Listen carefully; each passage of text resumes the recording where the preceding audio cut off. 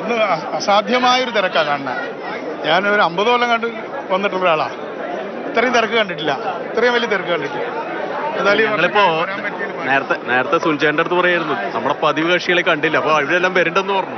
അല്ല, പതിവ് കക്ഷി എന്ന് പറഞ്ഞാല് കയറി വരാനുള്ള ബുദ്ധിമുട്ട് കുറച്ചുണ്ടായി. ഇവിടെയൊക്കെ ഭയങ്കര ബ്ലോക്ക്. പിന്നെ നമ്മളെ പരിചയമുള്ളതുകൊണ്ട് പോലീസുകാർ കയറ്റി വിട്ടു. എന്തായാലും തൃശ്ശൂർ പൂരം ഗംഭീരമായിട്ട് വീണ്ടും നടക്കട്ടെ. എനിക്കുള്ള ഒരു അഭിപ്രായം എന്താന്ന് പറഞ്ഞാല്, ഇത് ശക്തപുരാനാണല്ലോ ഡിസൈൻ ചെയ്തത്. ഇതിനേക്കാൾ പഴയ പൂരാണല്ലോ ആറട്ടുപുഴയൊക്കെ. ഇതെങ്ങനെ ഡിസൈൻ ചെയ്തു അങ്ങനെ പോട്ടെ. നമ്മളെ വെട്ടിച്ചുരുക്കാൻ വേണ്ട, കൂട്ടിച്ചേർക്കാൻ വേണ്ട, തിരിച്ചു കളിക്കാൻ വേണ്ട, ഒന്നും വേണ്ട. അത് തന്നെ കണ്ടു തീരില്ല, അത് തന്നെ കണ്ടു തീരില്ല. അപ്പൊ പിന്നെ അതെ, ഒരു കൊല്ലം കൊണ്ട് തൃശ്ശൂർ പൂരം എന്തായാലും കണ്ടു തീർക്കാം. ഒരു 7 കൊല്ലം കൊണ്ടേ പൂരം. നമുക്കൊരു സങ്കടമുണ്ട്.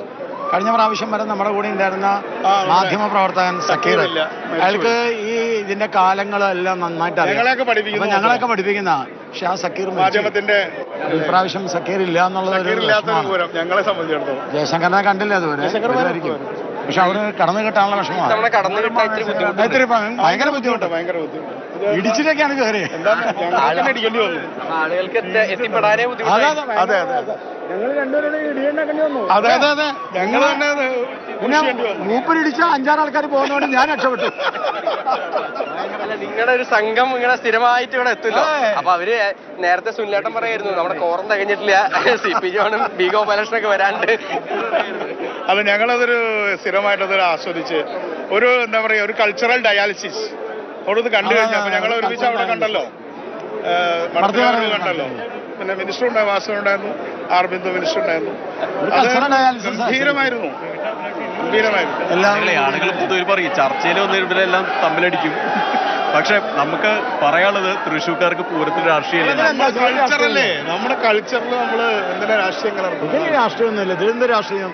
ഇതില് വളരെ സന്തോഷമല്ലേ. പക്ഷെ അഭിപ്രായങ്ങളൊക്കെ കൃത്യമായി പറയും ചെയ്യട്ടോ, അത് വേറെ വിഷയം. പ്രത്യേകിച്ച് ഇവിടെ ഇല്ല, ഈ എലഞ്ഞിത്രല്ലേ അല്ലേ. ഇനി ലോകത്തിന്റെ മുമ്പിൽ ഷോക്കേസ് ഇത് കഴിഞ്ഞിട്ടില്ല. പ്രസിഡന്റ് ബാലഗോപാൽ ഈ എലഞ്ഞിത്തറ മേളത്തിന് എല്ലാ വർഷവും ഇങ്ങനെ എത്ര കണ്ടിട്ട് മതി വരാത്ത എന്താണെന്ന് എനിക്ക് അറിഞ്ഞൂടാ. സത്യത്തിൽ പാണ്ടി ഒരുപാട് സ്ഥലത്ത് പാണ്ടി ഉണ്ടല്ലോ.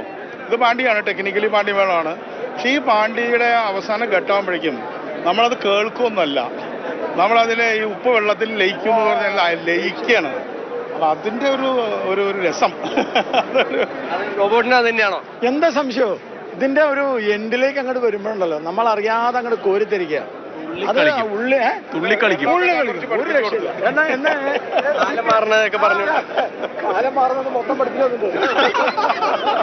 എത്രാങ്കാലായി എന്നുള്ളത് അവൻ ഇതിന്റെ ഈ പാണ്ടിയുടെ ഇതില് ഇടംതലയും വലത്തലയും കൃത്യമായിട്ട് കേൾക്കാൻ പഠിക്കണം. അതാണ്. Okay, thank you. ഓക്കെ.